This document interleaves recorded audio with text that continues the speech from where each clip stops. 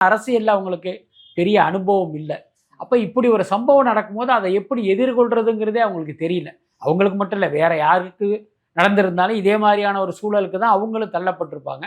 அதுல இவர்களுக்கும் அந்த மாரியான ஒரு சிக்கல் வரும்போது என்ன செய்வதுன்னே தெரியாம திகைத்து நின்று, இன்னைக்கு மெல்ல மெல்ல அதிலிருந்து மீண்டு வந்து அடுத்த கட்டத்தை நோக்கி நகர்றாங்க.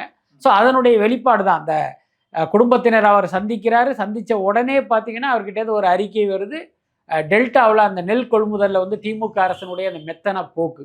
அந்த மூட்டைக்கு ரூ. 40 கமிஷன் வாங்குறாங்க. கமிஷன் கொடுக்காததுனால் அந்த நெல் கொள்முதலை தாமதப்படுத்துறாங்க. அது எல்லாம் அதனால அந்த நெல் மூட்டைகள் மழையில நனையுது.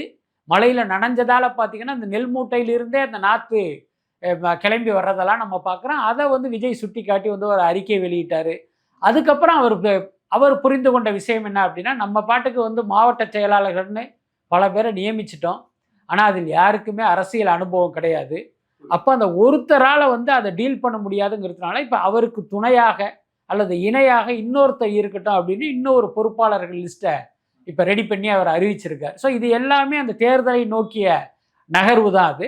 அந்த நாட்கள் செல்ல செல்ல இன்னும் வீரியமாக அத செயல்படுவாங்க அப்படின்னு நம்ம நம்பலாம். ஆச்சி ராயல் குலோப் ஜாமுன் பேக்ஸ் 1 வாங்கினால் 1 இலவசம்.